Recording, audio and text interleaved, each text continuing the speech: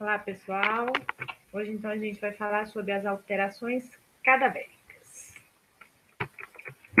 Bom, alterações cadavéricas nada mais são do que fenômenos pós-morte, né? Então, alterações que acontecem na carcaça após a morte do indivíduo, tá? E elas são importantes, né? É importante saber reconhecer o que é alteração cadavérica do que é alteração patológica, ou seja, aquela alteração na carcaça foi com o animal vivo, me indica algum indício da causa da morte desse animal, ou essa alteração ela é exclusiva da pós-morte, né? Não tem qualquer correlação com a causa mortis do indivíduo, tá? Então, a importância é diferenciar, né, se as lesões ocorreram em vida ou não. O nome disso é tanatologia, né? Então, logos, motivo, estudo, thanatos, morte. E na medicina legal, a gente também pode utilizar alguma dessas alterações cadavéricas para prever mais ou menos há quanto tempo, né, aquela carcaça morreu. E aí o estudo disso é chamado de cronotanatognose, cronos tempo, thanatos morte, gnosis conhecimento, estudo dele.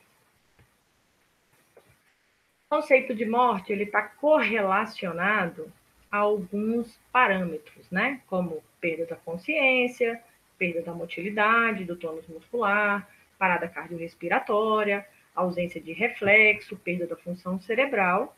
E isso também está correlacionado à morte aguda, né? Então, algumas alterações cadavéricas abióticas imediatas, como insensibilidade, imobilidade, parada cardiorrespiratória, inconsciência e arreflexia. Essas alterações, né, como as abióticas e as bióticas, é um tipo de diferenciação, classificação em que eu tenho alterações porque o coração parou de bater, o pulmão parou de respirar e, consequentemente, não tem mais oxigênio para energia. Então, não tem qualquer coisa correlacionado às bactérias que fazem parte, né, da composição orgânica, tá? Já as transformativas ou bióticas, aí elas têm sim uma correlação, uma associação com bactérias, principalmente bactérias saprófitas, né? Ou bactérias do trato gastrointestinal, aonde eu tenho então autólise, aonde eu tenho então a putrefação tecidual, tá? As abióticas, elas podem ser mediadas, né? Então, parou de respirar, parou de circular o sangue, e óbvio que o sangue vai coagular, né? O sangue coagula fora do vaso ou estático dentro do vaso. Não tem mais o coração bombeando, o sangue para de circular e ele tende a coagular. E nessa coagulação, ele tem a ação, então, da gravidade. Então, ele tem a decência dele, né? É o que vai acontecer no livor mortis. Frigor mortis é quando a perda da temperatura. De novo, o sangue circulando é o que mantém a homeotermia corpórea. Acabou o ATP que ainda tinha ali de reserva, normalmente há então uma manutenção, né, de ligamento entre as miofibrilas actina e miosina, deixando o corpo duro, enrijecido, chamado de rigor mortis. Coagulação, a gente já falou, né? O sangue parou de circular, coagula. E essas alterações de coagulação, de livor mortis e a autólise, né, a lise das células podem colorir o tecido, né? Então a gente pode ter a imbebição hemoglobínica, assim como a imbebição biliar, tá? Timpanismo pós-morte está correlacionado à dilatação, né, dos órgãos ocos por conta de proliferação bacteriana, produtora de gases, né? E por conta dessa produção de gás, o gás tenta escapar, né, naquele tubo, e aí pode ocorrer deslocamento, torção ou ruptura de algumas vísceras, mas isso sem ter correlação com a causa da morte do animal, tá? E por conta também desse timpanismo, né, deslocamento, eu posso ter uma observação de prolapso pseudo retal, né, o pseudoprolapso retal. Mirna, e como é que eu vou diferenciar, então, essas alterações de timpanismo, de cor, né, deslocamento, torção, ruptura, enfim, principalmente do trato digestivo, com as alterações ocorridas em vida, né, com o que vai me indicar alguma causa da morte do animal? Simplesmente pela observação da presença ou não de alterações circulatórias. Então, se você tem hematoma, se você tem hemorragia, se você tem coágulos extravasculares ali, significa que aquilo rompeu enquanto o sangue circulava fisiologicamente. Se porventura o sangue parou, morreu, e por conta dessa falta de oxigênio proliferaram bactérias ali do trato gastrointestinal e elas são produtoras de gás, isso vai dilatar, isso vai movimentar, isso vai deslocar, romper, e a gente não vê alteração de cor se isso for uma alteração cadavérica.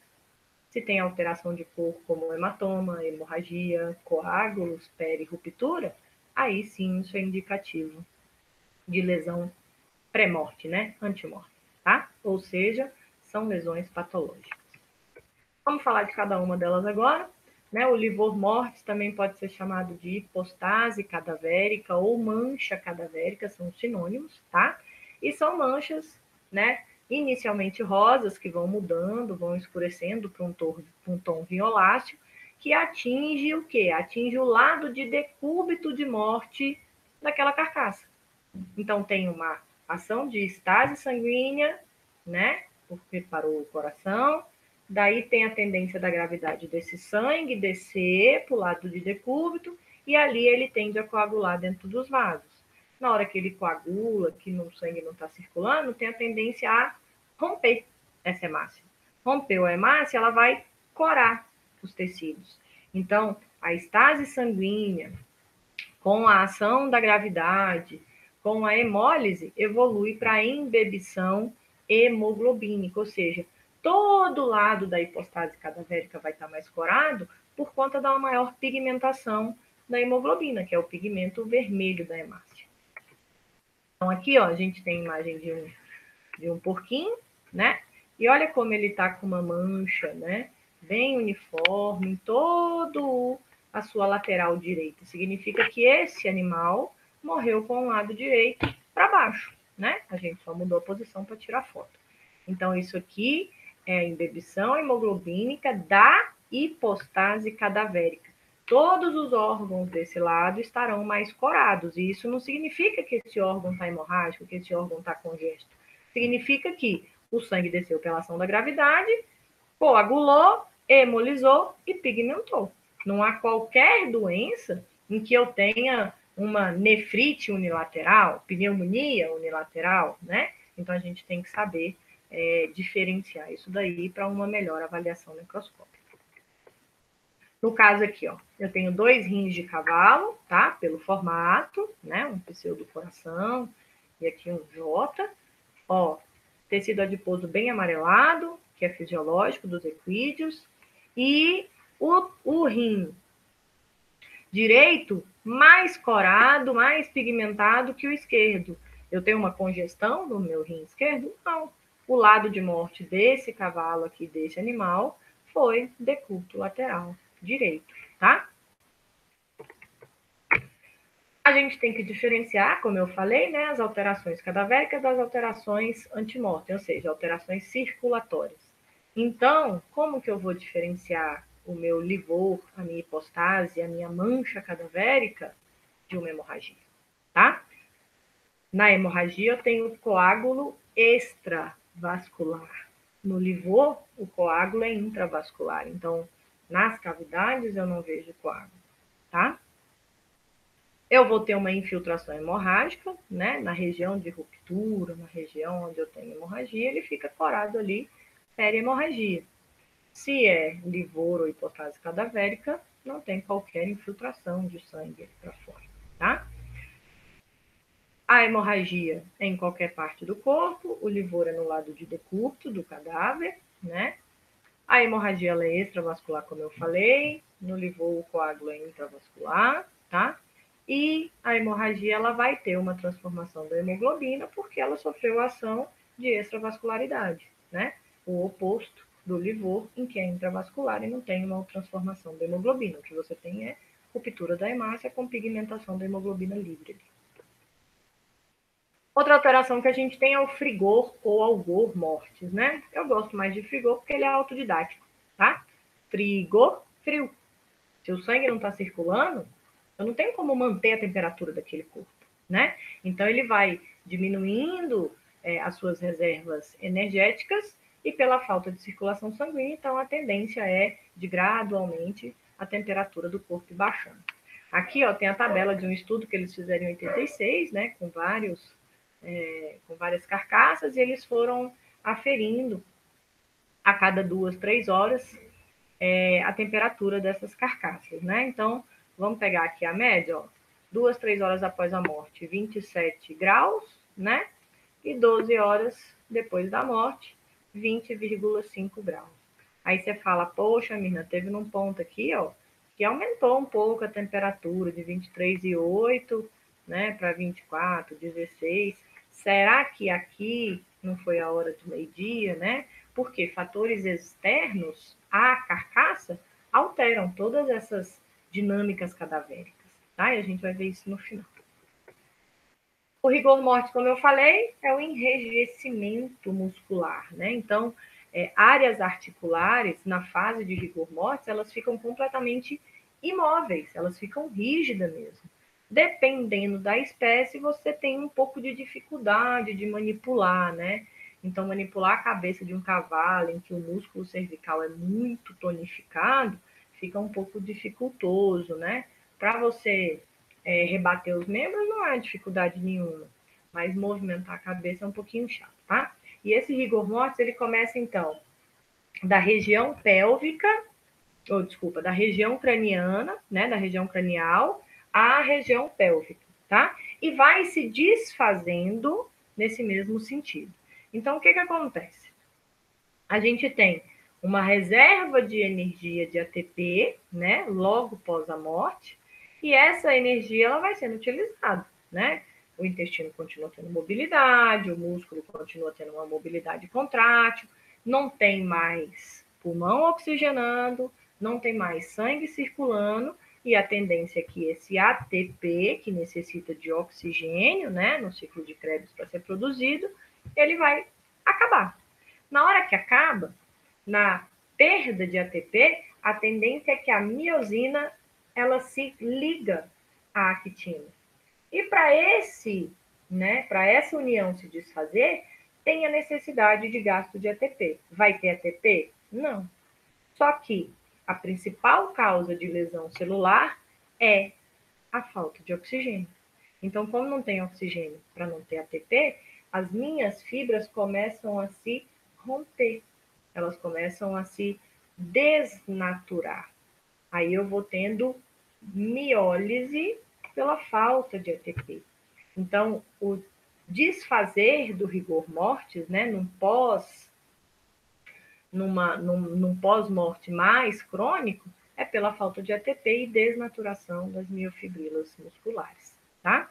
Então, aqui, ó, um outro estudozinho, né, em que 2, 3 horas começou, então, a não ter movimentação da mandíbula, nem da articulação cervical.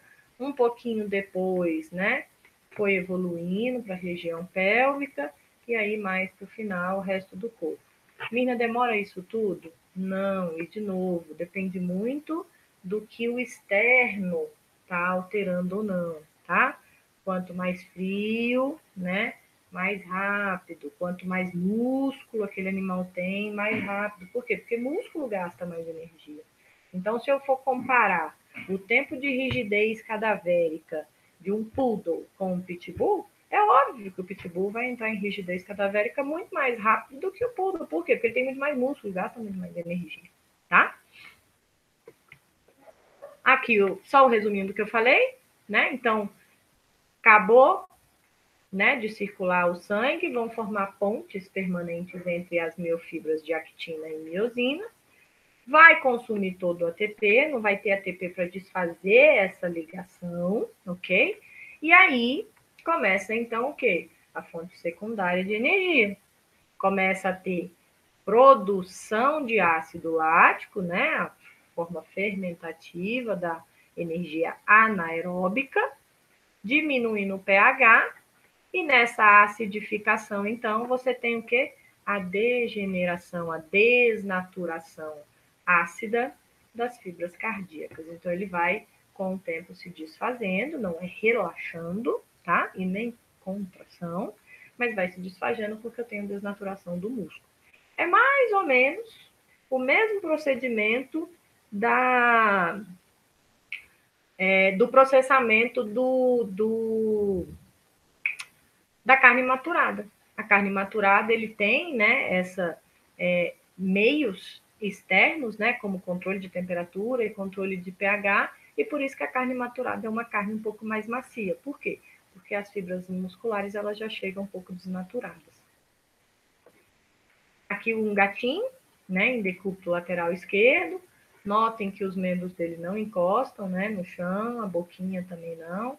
Então, ele está em fase de rigor mortis total, tá? Corporal. O rabo também fica durinho, mas isso, do jeito que começa pela cabeça, também vai se desfazendo nesse mesmo sentido.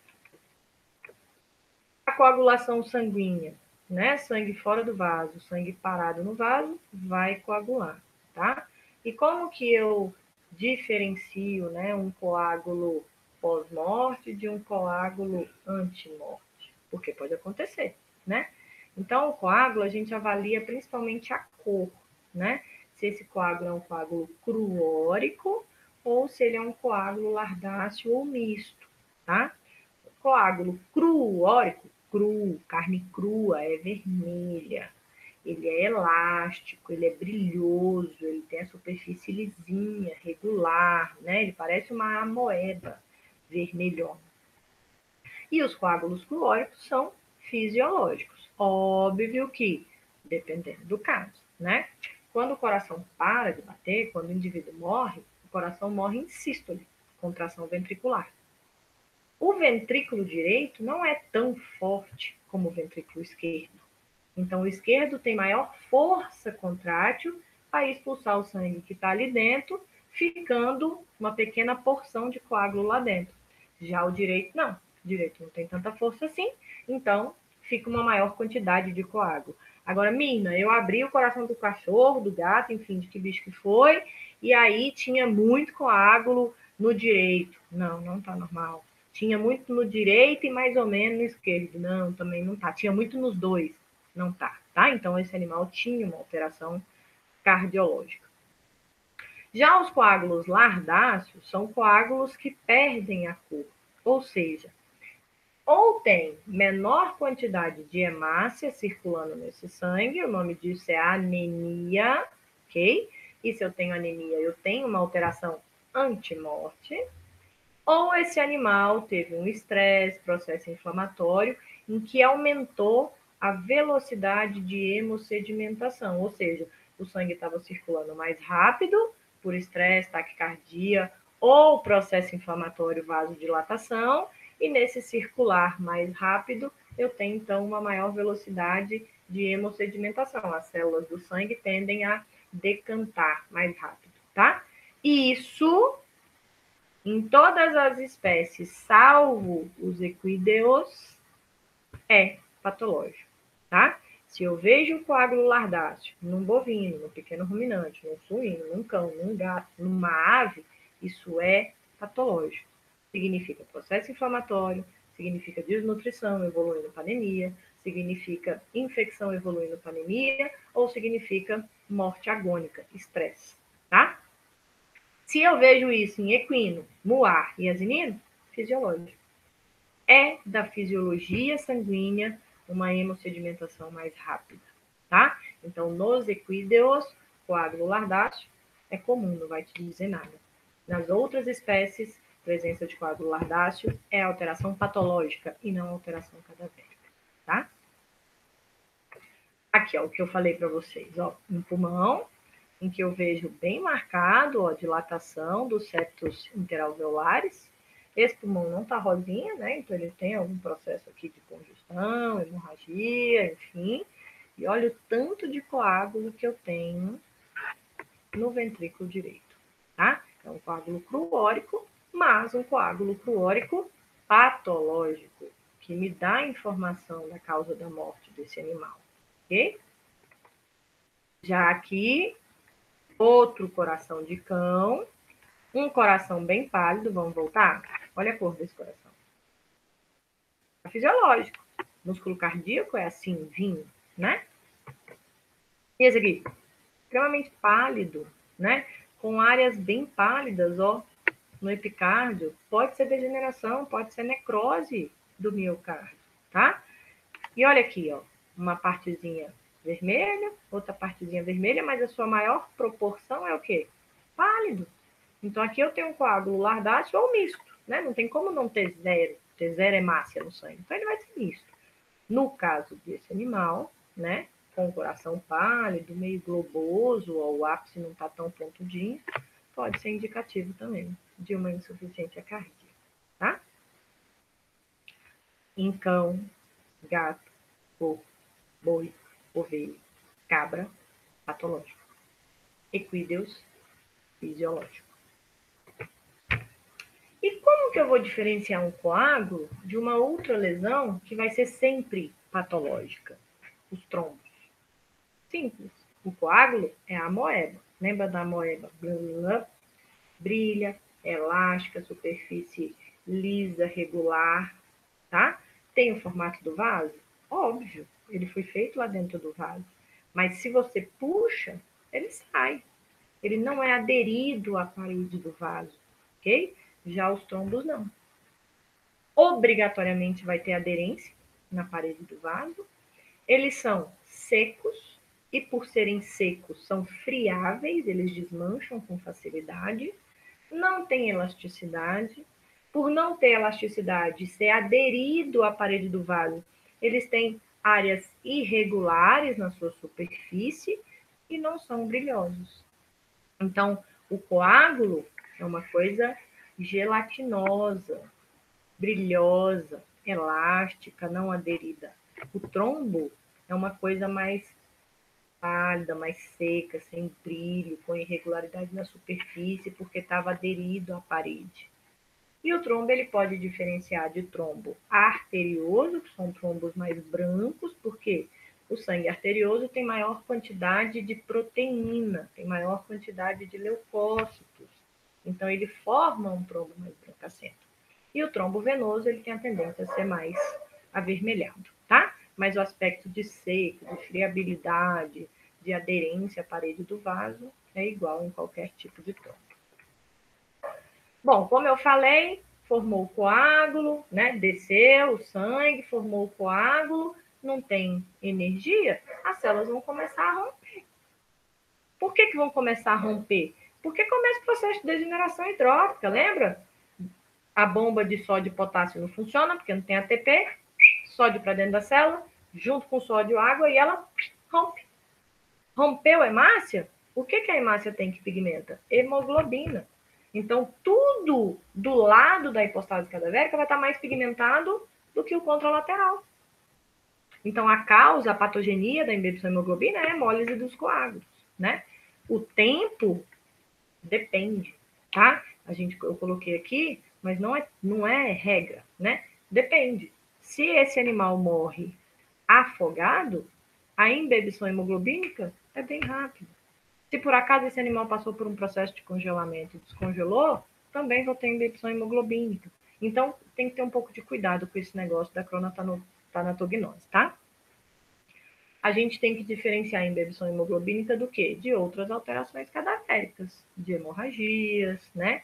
Então, normalmente, a hemorragia, ela é uma coisa localizada, um vermelho bem vivo, não é aquele tom uniforme, tá? Um vermelho bem vivo e que aprofunda no parênquima do órgão. Então, na hora que você corta, ele aprofunda numa localização bem marcada, numa definição, uma delimitação bem marcada, tá? Olha aqui, ó. Aqui a gente tem a cavidade torácica de um boi que eu fiz necrópsia, tá? Era um boi mascote, era um Nelore, e ele morreu afogado, né? Eu cheguei mais ou menos umas 4 horas depois que ele morreu. Ele já estava todo embebido. Por quê? Porque demorou para achar ele dentro d'água, demorou para tirar ele de dentro d'água. Então, olha aqui, ó. Fígado, coração, pulmão e músculo, tudo no mesmo tom, né? Óbvio que órgãos que já são mais coloridos vão estar mais escuros, né? Óbvio, tá? Mas olha aqui, ó, tá tudo um vermelhão só. Aqui eu tenho um pulmãozinho que está congesto, né? Por conta da evidenciação dos septos aqui, ó. Mas eu tenho duas áreas de hemorragia, peraí, né? Uma pequenininha aqui, bem marcadas. Olha a diferença disso para isso. A imbebição biliar é mais ou menos a mesma linha de pensamento da imbebição hemoglobínica. Só que aqui não é que a bile rompe, né? A bile já é uma substância fluida, tá? Não é celular. Mas as células da vesícula biliar vão desnaturando pela mesma causa de falta de ATP, e nessa desnaturação das células da vesícula biliar, o que acontece? Extravasamento, permeabilidade da bile para o meio externo, para o meio extravesical. Então, a região perivesical, né, a região perihepática, tende a ficar pigmentada de amarelo. Óbvio que nas espécies que tem o quê? Que tem vesícula biliar, né? Se eu tenho cavalo, adenina e moar que não tem vesícula biliar, eu não vou ter imbebição biliar, ok? Qual é a alteração patológica que pigmenta de amarelo? Icterícia. Então, eu tenho que diferenciar imbebição biliar de icterícia. Como que eu diferencio isso? A imbebição biliar é perihepático, é ali na região da bile. E a icterícia é difuso no corpo todo. Por quê? Porque eu tenho excesso de bilirrubina circulando. Então, se eu tenho conjuntiva ocular amarela, não é imbebição biliar, é icterícia. Se é icterícia, alteração patológica. Eu só tenho que saber reunir informações ali na macroscopia da necrópsia se essa icterícia é pré-hepática, hepática ou pós-hepática, tá? Então, percebam, embebição biliar, localizado, icterícia, difuso. Embebição hemoglobina, difuso. Aonde? No lado da hipostase cadavérica. Professora, e se o bicho foi congelado e descongelado? Aí vai ser tudo, tá? É óbvio que o lado da hipostase vai estar um pouco mais corado, né? A gente vai ter embebição em tudo, ok? E a hemorragia? Localizado, profundo na área da hemorragia, ok? Olha aqui, ó. Fígado, vesícula aumentada, mas olha a cor do intestino, do mesentério, olha a costela. Você está vendo alguma coisa amarela aqui? Não, só na região perivesical, tá? Agora, isso aqui é icterícia. A vesícula está bem longe da boca do bicho. Como é que vai pigmentar se fosse embebição? Não tem como. Aqui é icterícia. Aqui é icterícia. Beleza? Timpanismo pós-morte é a distensão dos tubos do trato gastrointestinal, né? E, óbvio, distensão da cavidade abdominal, porque as bactérias que ali moram, elas estão metabolicamente alteradas e elas produzem gás. O gás tem para onde sair? Está dentro de um balão intestinal, então ele vai acumulando, vai acumulando, vai acumulando, vai movimentando as alças. Nessa movimentação pode torcer, pode fazer insuscepção, né? Uma alça adentrar dentro dela mesma, pode fazer ruptura. E nesse movimentar do gás, o animal morreu. Não tem mais tônus muscular. O esfíncter anal não está o quê? Contraído. Então, a movimentação do gás, né? Com uma pressão disso tudo dentro da cavidade abdominal, comprime ali a região do reto e ele pode fazer o pseudo prolapso retal, tá? Como que a gente faz para diferenciar esse timpanismo cadavérico do timpanismo patológico? Alteração circulatória. Se eu tenho timpanismo porque torceu, porque fez insuscepção, né? Eu vou ter o quê? Áreas pálidas misturada com áreas de congestão e necrose. Então, a gente tem a linha do timpanismo. Se uma alça torce nela mesmo, a porção pós-torção vai estar o quê? Congesta. O sangue ali não está saindo. E a antitorção? vai estar pálida. Então, isso é a linha do timpanismo, tá? Olha lá, ruminante, né, um bovino, tudo muito timpânico, né? Só que da mesma cor. Você não vê uma área preta necrótica, você não vê uma área pálida, tudo verdinho. Por que, que os ruminantes fazem o timpanismo cadavérico muito rápido? Porque eles têm maior quantidade de bactérias, protozoários, enfim, micro-organismos produtores de gases dentro do seu trato. Ele tem rumen, ele tem retículo, ok? Nos equídeos, tem um século. Então, ele é cheio de micro-organismos gaseificantes, tá? Aqui eu tenho um timpanismo patológico. Olha lá, ó. Pálido com necrose. A torção foi aonde? Exatamente aqui. Então, aqui eu tive uma torção gástrica num cachorro, tá? Deslocamento, ruptura, torção, intussuscepção é consequência do quê? Do gás que vai deslocando, de novo, para diferenciar as alterações circulatórias. Tá vermelho, tá necrótico, tá pálido ou tá tudo da mesma cor, né? Ó aqui, ó, uma intussuscepção, a alça invaginada e a alça invaginante. Gordinha, tá vendo a diferença de cor aqui? Não. Então, aqui é uma insuscepção cadavérica, pós-morte. E aqui, olha a diferença da cor dessas alças. Olha aqui necrótico. Não sei se dá para vocês perceberem, mas ó, conteúdo alimentar jogado lá dentro. Ah, professor, então se tiver conteúdo alimentar na cavidade abdominal, é cadavérico. Ou é patológico. Não. Porque não pode romper? Agora eu tenho que ver o quê? A cor das minhas alças. Aqui é um cavalo, aonde houve ruptura de estômago. Olha aqui, ó. Hematoma, hemorragia ao redor da ruptura. E, óbvio, o conteúdo alimentar lá dentro. Olha a alteração do intestino desse animal. Olha os coágulos ali, ó, na serosa do intestino. Então, esse animal teve uma síndrome cólica, tá? O pseudoprolapso retal nada mais é do que perda do tônus do esfíncter anal, mais o processo de deslocamento do gás do timpanismo, e aí você tem o pseudoprolapso. Para diferenciar de um prolapso patológico, de um prolapso antimórfico, é óbvio que a gente vai ter o quê? Alterações circulatórias, né? Congestão, hemorragia, o que não tem no pós-morte, no pseudo, tá? As alterações transformativas, né, que são aquelas em que já tem proliferação bacteriana, alterando o cheiro, alterando a cor da carcaça como um todo, né, alterando, como é que é o nome que a gente fala? Consistência tecidual, aí isso acontece por conta das bactérias. Então, tem a pseudomelanose, o enfisema cadavérico, maceração, coliquação e esqueletização, tá? Então, a pseudomelanose é aquele pigmento verde acinzentado. Significa que aquela carcaça já está o quê? Com cheiro ruim, com cheiro de morte, aquele cheiro de podre, né? De putrefação, tá? Por que que acontece isso?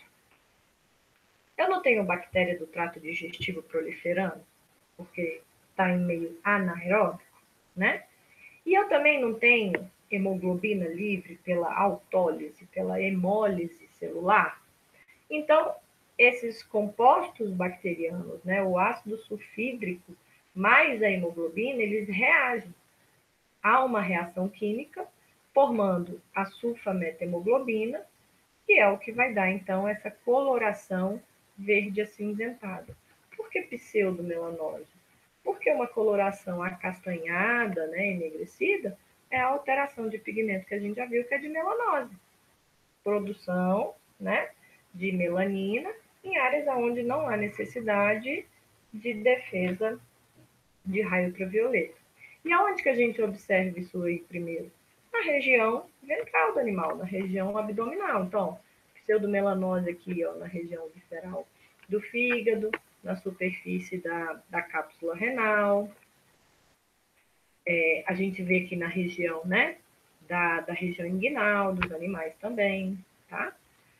O enfisema cadavérico não tem o timpanismo das bactérias do trato digestivo, o enfisema cadavérico é a mesma coisa, só que em outros tecidos, né? Pele, músculo, órgãos, e aí pode alterar a morfologia anatômica desse órgão. E óbvio que a gente tem que diferenciar de algumas doenças aonde o agente etiológico faz produção de gás, como as clostridioses, né? Carbúnculo sintomático, carbúnculo hemático. Então, tem essa crepitação de músculo, ok? Só que junto à crepitação do músculo, você tem áreas de hemorragia da onde? Dos orifícios naturais, né? Cavidade nasal, cavidade oral. Então, outros sinais e o histórico de que aquele animal estava com dificuldade de andar, então vai corroborando com o seu exame macroscópico, tá? Esse aqui é o mascote, o touro que eu fiz necrópsia, né? Ele foi brigar com 9 garrotes e os garrotes jogaram ele dentro do córrego. Ele ficou com a cabeça preso no tronco de árvore, ninguém viu, e aí ele acabou morrendo afogado, tá? 2 horas depois, né, que eles sentiram a falta dele no piquete dele, acharam, e aí por volta de umas 2 horas e meia depois eu cheguei lá para fazer necrópsia, porque era um animal segurado, e ele já estava assim, parecendo uma pinhata, ok? Então, assim, ficou o quê? 4, 5 horas, né?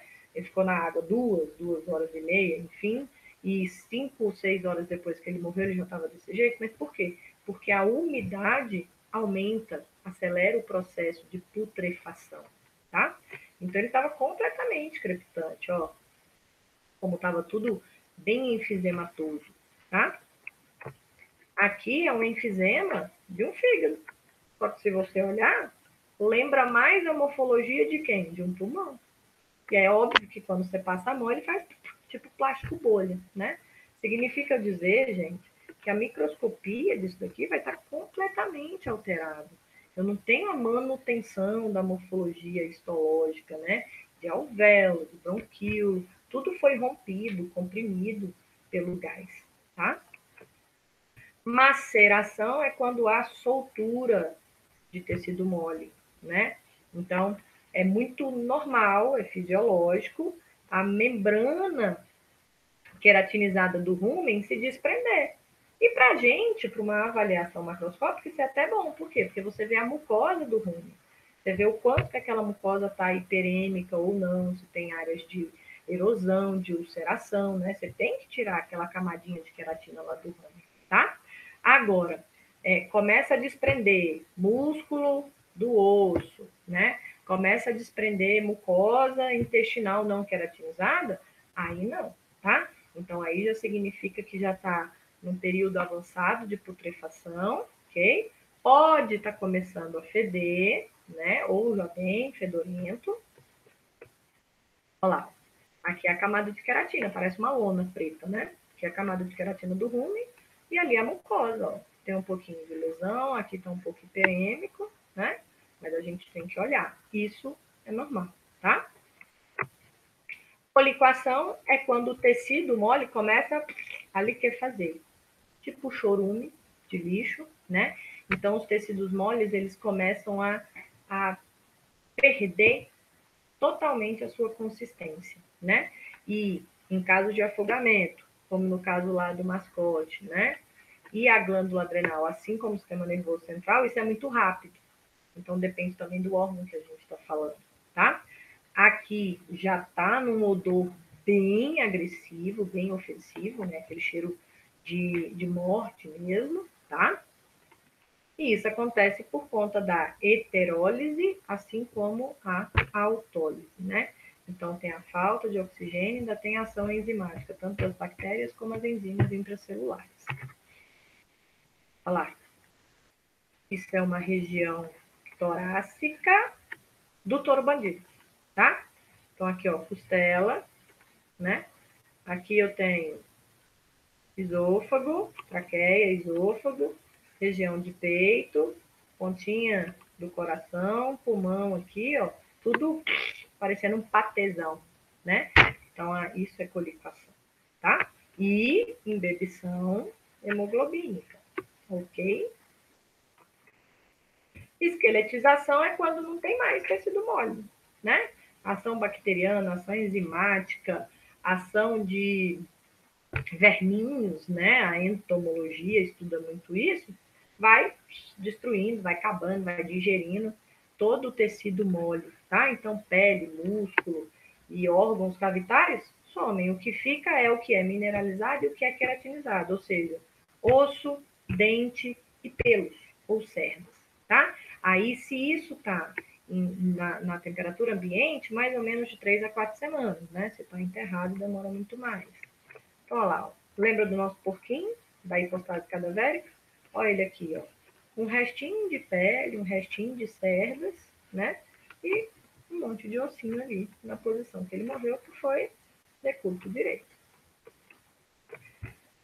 Diferença entre autólise e putrefação é: eu tenho ação bacteriana ou é só pela falta de ATP e ação enzimática, tá? Então, a autólise é a fase inicial, a autólise não fede, putrefação fede, ok? Já tem uma ação muito mais importante, mais agressiva das bactérias, né, das toxinas bacterianas, do que da falta de oxigênio em si. É claro que elas acontecem concomitantemente, né? Elas vão em sequência, não é que começa um, termina e começa outro, tá? E como eu falei para vocês, né, a fase da putrefação, ela vai correlacionando com o quê? Com aquelas alterações transformativas, né? Não tem a coloração hemoglobínica, coloração biliar e pseudomelanose, não tem o enfisema, não tem a liquefação, a perda do tecido mole e manutenção só do que é mineralizado, do que é queratinizado. Então, são as fases da putrefação, que vai transformando o quê? O que era normal, fisiológico da carcaça, tá? Fase 1, que é a fase fresca, né? A fase da autólise, resfriamento, os livores, tá? E aí, no livor cadavérico, é óbvio que eu vou ter a embebição hemoglobínica e o rigor mortis, que é a fase inicial da morte, a fase ainda cheirosinha, ok? Aí, ó, o nosso porquinho tá em rigor, os pezinhos levantados, tá vendo? Mas ainda não tá com as perninhas abertas, de fase gasosa, não tem mosca, notem que não tem mosca, então o cheiro não tá chamando a atenção, não tem alteração de cor, tá todo rosinho. Passou um pouquinho, ó lá, já começou a abrir os membros, já tem algumas manchas, ó o verdão aqui, ó, região abdominal, né? Já tem mosquinha, 1, 2, 3, 4, né? Passa um pouquinho mais o tempo, fase gasosa, que é a fase do abaulamento, né? Onde eu tenho produção de gás pelas bactérias, ó, bem mais abertinho, bem mais escuro, muito mais mosca, tá? Pseudomelanose, muito mais mosquinha, já tá fedendo. A fase de coliquação é a dissolução pútrida, né? Então, é a perda do tônus muscular, dos tônus teciduais. E aqui, ó, não tem mais mosca, mas olha o que eu tenho aqui, um monte de larvinha, né? Já é a fase final da coliquação, tá? Então, já está final da coliquação, entrando na fase de esqueletização. Olha o tanto de larva, né? Decompondo, comendo tecido. Lá não tem mais olho, mas ainda tem pele, ainda tem cerdas, né? Ainda tem uma coloração aqui mais puxada por rosa. E a fase de esqueletização, perda completa das partes moles, né? O que você tem aqui? Cerda, um resquício de pele e osso, já não tem mais larva aqui, já não fede mais, tá? Se não tem tecido mole, gente, não fede mais. Ficando só o esqueletinho dele. E os fatores que eu falei para vocês que alteram, né? Fatores intrínsecos como idade, o metabolismo de um filhote é mais acelerado, então gasta mais energia, entra em rigor mais rápido, né? Porte corpóreo, é muito musculoso, é muito obeso, né? Obesidade, a perda da temperatura retarda em relação ao animal magro, tá? Estado nutricional, que está relacionado ao porte corpóreo, né? E, óbvio, a causa da morte. Esse animal morreu de causa infecciosa, Se ele morreu de causa infecciosa, é óbvio que ele já vai estar com o sistema completamente alterado. Se é bacteriano, então, eu já tenho muito mais bactéria do que teria fisiologicamente. Então, entra mais rápido na fase de putrefação, né, na fase de alteração transformativa, tá? E os fatores extrínsecos, como temperatura, né? Se o animal morreu num dia muito quente, óbvio que vai putrefazer mais rápido. Num dia frio, como que a gente conserva alimento? Geladeira, né? Então, quanto mais frio, mais retardado é todo esse processo de autólise, de putrefação, né? Tem muito ar, é mais seco, retarda, né? É mais úmido, líquido, acelera o processo de putrefação, tá? Bom, galerinha, era isso a aula de hoje, né? Espero que vocês tenham gostado. Ela é importantíssima para o semestre que vem. Aliás, tudo que a gente falou é importante para o semestre que vem. Mas no semestre que vem a gente vai falar das alterações patológicas, né? Então, essas alterações cadavéricas a gente usa para diferenciar das alterações patológicas. Obrigada, galerinha.